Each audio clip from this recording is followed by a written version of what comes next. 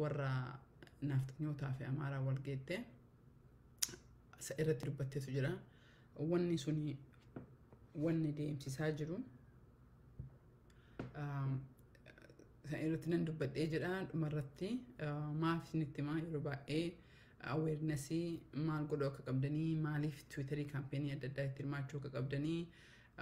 rakkoon Oromoo asuma keessatti deebinee sagalee dhabee qofa otoo hin ta'in akkamitti sagalee akka argataa jira haasaa jiru tokko xiqqoollee kana keessa ni dubbadha jedheeti baraanillee karaa deemuu waan danda'uuf naam jechuudha bajachaa fi kana isin dubbadhee jira jechuudha. Hayye qabxii duratti xiqqoo dubbadheetiin deeme jechuudha. Qabxii duraarratti torbee dhuftu General Assemblytu jira as New Yorkitti yeroo baay'ee dhiyeenya kanatti jechuudha yeroo baay'ee kan dubbannee jennu karaa tokkoon mootummaan addunyaa nu dhaga'uu dhabdee jenna gara tokkoon immoo uummata Tigreeyyuu kan mootummaan addunyaa dhageette jettee hagammaa waa gochuu hin dandeenye kan jedhu ka of keessa haasofnu kana jechuudha. Saniin walitti qabatee wanni isin jechuu barbaadu torbaan dhufu kana keessatti hiriira godhuu nu barbaachisa. Hiriira kana immoo torbaan dabarellee torbaan lama dura isinitti himee ture yeroo ollaa irratti baanee dubbannu because amma yoo laaltanii jettanii uummanni at least warri mootummaa naannoo Tigraayii lolutti jira. Lola kana iyyuu otoo itti deemaa jiru hiriira everyday bahanii jedhanii advocacy diplomacy itti bufanii dalagaa jiran because maa barbaachisaadha. Mootummaan Abiyyi otoo lola qofa ta'ee qawwee qofaan deemne jedhee san barbaadee jedha because sani ofirraa cabsuun isaaf irratti qollaafaadha. Yeroo kana keessatti Abiyyi karaa mara cufee karaa waraanaa akka ta'e anillee isinirra deebi'ee isinitti himuu qabuu hin beektan cufee jira. Kanaafuu dirqama namni keenya ofirraa of dandamachiisuu fi dandagamachiisu qawwee kana keessatti hirmaachuun dirqama natti fakkaata. Kanaafiyyuu garuu ka'an jedhu karaa tokkotti dhiisuu hin dandeenyu. Karaa maraan loluu karaa maraan waa godhuu qabnaa hin jedha. Meedisa.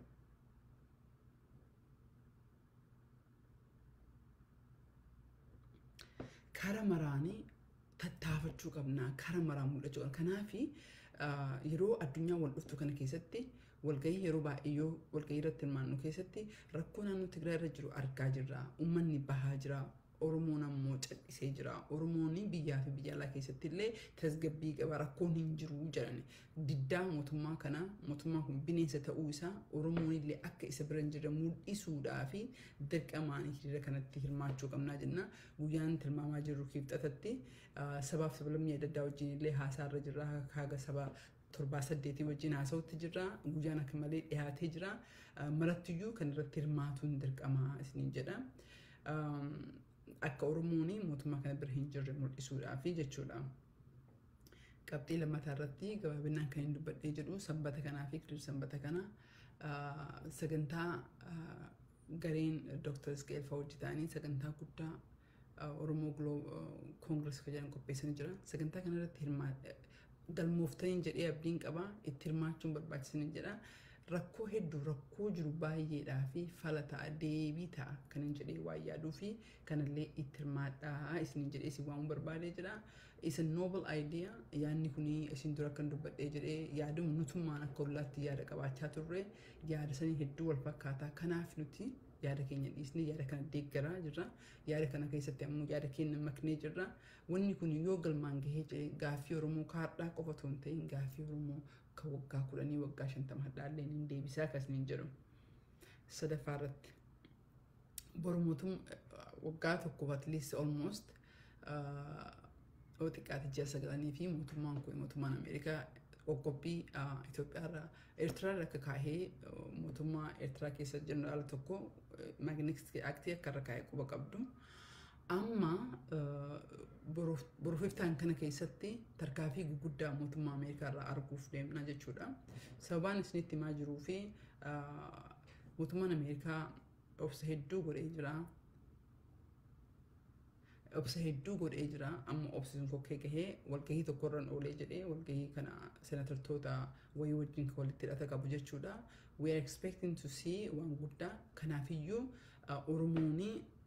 bulchiinsa isaa jajjabeessuu qaba. Jijjiirama dhiibbaa dhufaa jiru kana irratti walitti qabateetiin haasaan akka haasaa naannoo Tigree qofa otoo hin ta'in naannoo Amaaraa qofa otoo hin ta'in rakkoon kun akka keessattuu Oromoo keessatti akka jabaatu waan beeknuu fi kana irratti iyyiinsaa fi waan godhaa jiru kana irratti tarkaanfii as bahaa jiru keessatti amma san keessaa amma tokko kaanii beeku dhiyeenya kana AGOA yookiin ammoo African Growth Opportunity Act waggaa 21 dura ka pirezidantiin Ameerikaa George Bush seeratti murteesseetiin akka Afrikaa ittiin gargaaranii Itoophiyaan illee keessa jirtu jechuudha. Maal isin fakkaate wanni suni biyyoonni akka Chaayinaa maal godhu meeshaa ofii Itoophiyaa galchanii Itoophiyaa keessaan asitti Ameerikaatti fidaniitiin gurguratanii jedhan because taaksiin alatti biyya tana ittiin gargaaruu fi seerri waggaa 21 ka dabree jedhee seera santu akka Itoophiyaan keessaa baafamte jechuun maal godha isinitti fakkaatee jedha warroonni haadha Itoophiyaa wajjin nagadu. Sankshinii Itoophiyaa announce gootee turte yaadatan viizaa sankshinii Ameerikaan announce gootee viizaa sankshini alatti biizinasa warra teeleekoominikeeshina bitaa jiru warra mootummaa Itoophiyaa kan dhagaa jirtan dirree xayyaaraa gurguruu waan adda addaa kana godhaa jiru warroonni isa wajjin kana biizinasa godhaa jiran warra akka Chaayinaallee warra akka Raashaallee warroota kana hunda miidhee jedha. Growth opportunitiin kuni haalli Ameerikaan hayyamtee biyyoota akka Afrikaatti gargaarsa gootee akka biizinasa karaa firiidhaan duty firiidhaan Ameerikaatti meeshaa fi gurguratan hayyamtee fi jettee kanneen illee announcement eegamaa jira jechuudha. Announcement hedduu yeroo hedduu mootummaan akka nuun jedhanitti akka maakaasaarra oolletti waa hedduu dhidhiibanii Itoophiyaa tana mootummaan kun hariiroo waggaa 100 ol waliin qabu. Baay'ee illee jaalatu. Hiriiroo kana immoo akka waan laafatti fudhatan cabsuullee hin barbaadan because waan tokko yoo cabee deebi'anii sirreessuun waa hedduu guddaa namatti ulfaate kanaaf obsanii ammas gahee jira announcement guddaadha nuti illee saniif qophaa'aa jirra jechuudha boruu fi adhallee statement tokko qabxii ta'an irratti kan dubbadhee jiru ka baasnu sabaaf sablammii wajjin walitti dhiyaannee dalagneetiin mootummaa kun kophaa isaa akka jiru Oromoon akka isa bira hin jirre Tigreen isa bira hin jirtu obviously Somaalee Sidaamii sabaaf sablammiin akka isa bira jirre gooneetiin maree adda addaa irra dhiyeessinaa jirra mariin sun ammoo hedduu dhageettii gaggaarii argataa jira akkuma isin beektanii fi kanuma walitti qabeetiin guyyaa 2 dura congressman iseen California Bass ta'isii wajjin biyya deemne jechuudha. Video tokko gadhiifamee ture videoon suni akka madageenyan nu jedhanitti video iccitii waraabameetu warri sun akkas godheeti nama bahee jedhe nevertheless statement irratti illee qopheessinee jirra. Ofiisni kuni bakki isin jirtu kuni warra Amaaraatiin marfamtee jirti yeroo baay'ee dubbannee jirra sababa kanaaf kan ta'e baay'ee rakkoon guddaa nutti ta'ee ture. Amma anyway videoon kun bahee jedhe baay'ee naasiseenii warra Tigroota kana bilbiltee dubbistee akkamitti akka dubbiin sun akkas akka ta'e waa hedduu godhaa jirti. Nevertheless walumatti qabateetiin press statement warra sabaaf sablammii wajji taaneetiin baasaa jirra. Sunillee hadha galgaleen bahaa kan boruu announcement ammoo boruun bahee jedha. Achi booda immoo mootummoota wanni isin gootanii barbaannee jennu kana biratti koongiressootaatiif mootummoota adda addaa akka wajji hariiroo qabdanii wanna kana fayyadamtanii akka oofisa jira tokkoffaa galatooma akka jettaniif. It's very important yeroo waa karaa qofa otoo hin ta'in yoo waan gaarii tokko arganne oofisa kana oofisa waan nuuf dubbate ka gurra nuuf banee jedhe ka onnee nuuf banee jedhe itti dubbattanii galatoomaa jettanii barbaada. Announcementiin boruu kunii fi ka nu baasaa deemaa jiru kun illee akka itti fayyadamtan barbaannee jenna because video nama sarkilee online ta'aa jiru baay'ee oofisa naasisee baay'ee hariiroo warra kanaaf isiyyuu baay'ee madeessee jira. Isiin karaa jimaata kanaa biyya deemaa jirti. Itti dubbannee jirra hidhamtoota xalayaa bahuu irratti agartanii hidhamtoota akka dhaqxee dubbistu naannoo Tigraay dhaqxee akka laaltu Ruusan ta'uu baate immoo akka barruu barreessitee jettu akka mootummaan Itoophiyaa hatattamaanii karaa nagaatiif daaloogii all inclusive ka ta'e akka godhu humanitarian access akka Tigraay gadhiisu kanneen irra barreessinee sabaaf sablammii wal taaneetiin mootummoota adda addaatti koongireesii adda addaatti galchaa jirra dhageettii guddaa argataa jirra jechuudha. Hadhayyuu ka walgahii irra taa'aa oollee seenatara hariiroo pirezidaantii Tiraampii wajji qabuun tarkaanfii adda addaa as gahee jira tarkaanfii fudhachuu itti deemaa jiruun. kun ammoo waan hedduu nama gammachiisu because yeroo baay'ee fi concernii qofa dubbataa turte amma immoo eega namni kun hin dhageenye kataate tarkaanfiitti aanutti ta'uu qabaa kan hin jedhu dhumarratti kana mara maaf isinitti himaa kan hin jedhu yeroo barayyuu waan hin jedhirraa waa bartanii waan hin barbaaduu fi tokkoffaa jijjiirama dhufaa jiru kana akka isinii galuuf awareness akka irraa beektaniif lammata ammoo namni keenya akka waan namni gariin aglees namni gariin kara tokko malee si galee kanaafiyyuu manatti galee booyuu qabnaa manatti galee qofa taa'uu qabnaa no karana qofa jedhee waan laaluuf jijjiirama dhufaa jiru kun dhiibbaa hangama akka godhaa jiru sochiin amma torbaan dhuftu kana barurraa jalqabee sochiin dhufaa jiru kun